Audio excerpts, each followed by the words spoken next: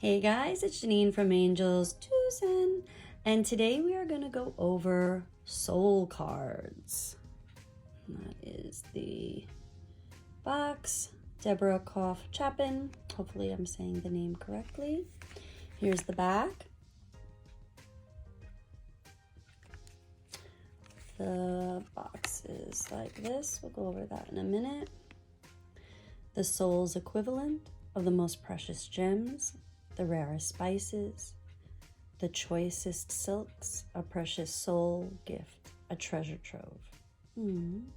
That's beautiful. Okay, so let's go over the box. Not a fan. That's cool, but other than that, I'm not a fan. This is going to rip. I obviously can't hold them in there because I'm gonna have to shove them in. So, all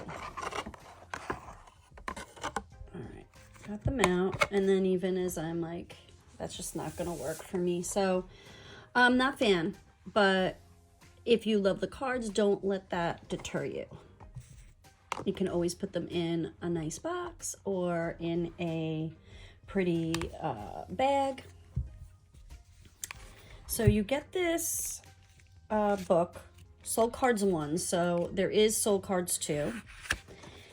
And in the book, you're going to get about Soul Cards 1, how to do an instant reading, preparing, combining Soul Deck Cards 1 and Soul Card Deck 2, how to select a card, integrating the images, working with others, the genesis, how it came about. So, but what they don't have, here's some spreads. What they're not going to have is they're not going to have anything that has to do with a set understanding of the cards. And I believe that's just very purposeful on her end. Obviously, she just wants you to feel the cards and get from it what you will. So she does something called, I believe it's called touch drawing. Let me see here. She does touch, yeah, here it is, touch drawing. So all of this is her work of art for the touch drawing. And I guess with any art, it's how you depict it, right? So it's really going to be they're not numbered. There's no reference in the manual. So it's really going to be a very intuitive and I think feeling deck. What do you feel when you see them? And that's how you would use these in incorporating it in or using it just very intuitively by the way you feel. So this is an interesting one. So I'm just going to go through them so you get an idea of what it is, this deck is all about. The cardstock is pretty good. The cardstock, I like the cardstock. The cardstock is good. I have small hands, but it's the size of an oracle deck. Maybe on the smaller side actually, which is nice for small-handed people. So there's this. Also, if you want to see how she created this, I believe that there is a video on YouTube if you look up her name. Or look up, Soul Cards 1 and then her name. And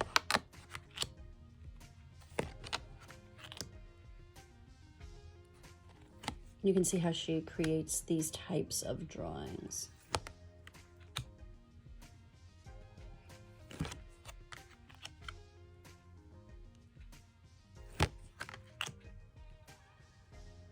And I think these are types of cards too that, see, look at that, you got to move around.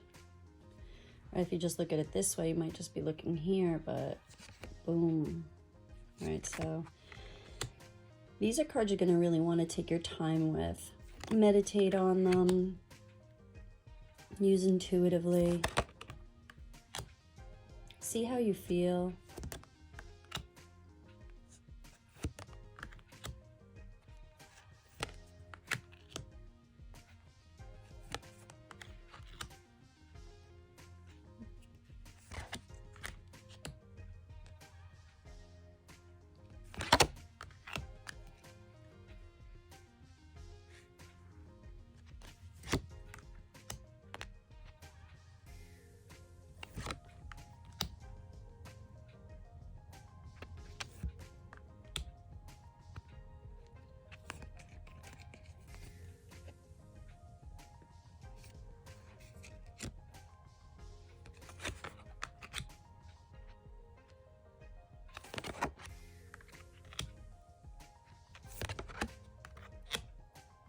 Got it.